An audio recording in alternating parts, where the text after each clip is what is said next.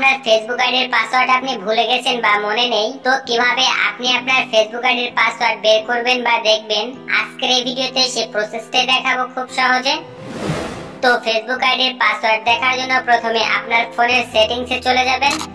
সেটিংসে আসার পরে একটু নিচের দিকে আসলে এখানে দেখুন প্রাইভেসি নামে একটা অপশন রয়েছে, এখানে ক্লিক করবেন। তারপর একদম নিচের দিকে দেখুন অ্যাডভান্স সেটিং নামে একটা অপশন রয়েছে, এখানে ক্লিক করবেন। তারপর এখানে একদম উপরে দেখুন অটোফিল সার্ভিস ফ্রম গুগল, এখানে ক্লিক করবেন।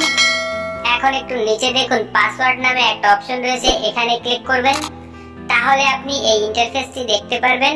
এই সেটিংগুলো যদি আপনি খুঁজে না পান, তাহলে আপনার ফোনের সেটিংসে আসার পরেই উপরে দেখুন একটা সার্চ বার রয়েছে, এখানে আপনি টাইপ করবেন পাসওয়ার্ড ম্যানেজার।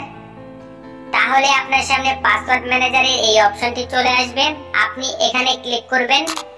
তাহলে আপনাকে সরাসরি এই পেজে নিয়ে আসবে।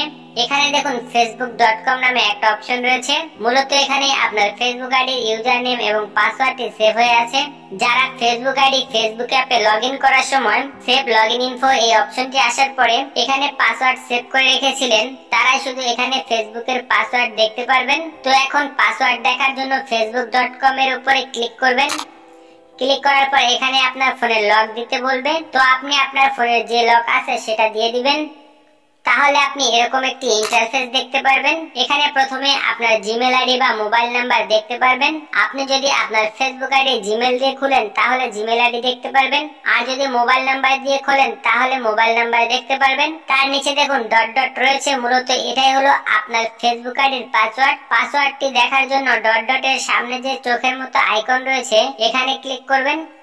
তাহলে এখানে আপনি আপনার ফেসবুক আইডির পাসওয়ার্ড দেখতে পারবেন। তার সামনে দেখুন কপি অপশন রয়েছে, এখানে ক্লিক করে আপনি আপনার ফেসবুক আইডির পাসওয়ার্ডটি কপি করতে পারেন। তো এভাবেই কিন্তু খুব সহজে আপনি আপনার ফেসবুক আইডির পাসওয়ার্ড দেখতে পারেন। সো মূলত এই ছিল আমার আজকের ভিডিওর ইনফরমেশন যদি আপনার কাছে ভালো লেগে থাকে তাহলে অবশ্যই লাইক কমেন্ট করে সাথেই থাকবেন।